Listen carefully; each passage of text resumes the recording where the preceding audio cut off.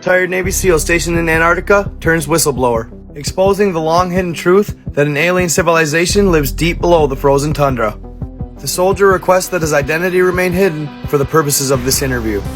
I'm going to refer to this retired soldier as Patriot 1, and he was stationed on the east side of Antarctica in the early 2000s. It was August 1st, 2003 when Patriot 1's life would change forever. Early that morning, he and his colleague were dispatched to a particular location. They were told they needed to locate an anomaly using satellite imagery. On paper, it was a recon mission, but unofficially, they were supposed to meet a certain individual and then report back to camp. As they approached their destination, they noticed massive walls protruding from the ice. They soon discovered a large door almost 30 feet tall. Patriot 1 approached the door and laid his hand on it, and much to his astonishment, the door shifted back and then into the wall. As he entered, he recalls how beautiful the bright green lights were, but they could never find the source of them. After the massive door opens, the soldier steps in and immediately notices a wave of warmth. The cavern was sitting at a balmy 72 degrees. It was also lit up with bright fluorescent green lights. These lights they were never able to find the source of. Another thing that stood out were the hieroglyphics. He had never seen anything like them before. He even claimed them to look alien, otherworldly. Then he says after they gathered all the information available, they went back to camp. The only thing he didn't mention that I found peculiar was his meet with the individual. To me, he avoided that for a reason. At the end of the day, he didn't mention a scientist, he didn't mention anybody exploring, nothing. So this is just speculation, but I believe he met with an alien that day. It explains why the door opened so easily, and why they had an ample amount of time to look at the place.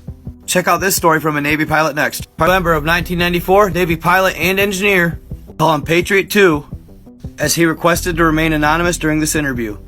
Had to fly the scientific expedition team to West Antarctica to a place known as Marie Byrd Land.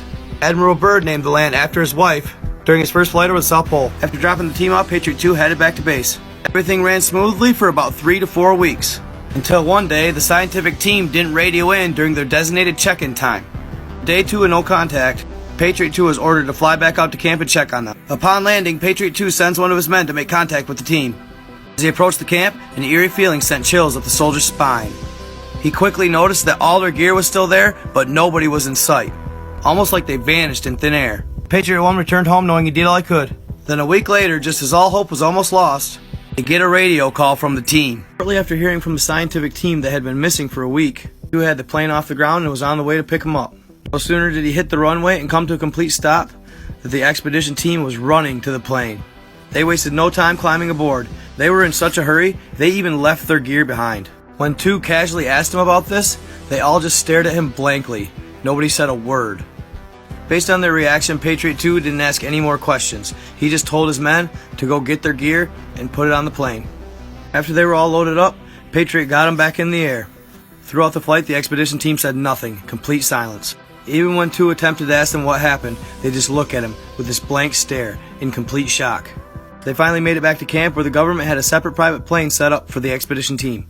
This was the last time the Patriot would see them. It later leaked that they were abducted and brought deep within the caverns where they were interrogated for a week. There's a whistleblower claiming they went to war with gray aliens underground. Philip Snyder, a top-ranking military engineer at the time, was working as an explosive expert when he was helping the U.S. government build secret underground military bases in Dulce, New Mexico. And this is his story.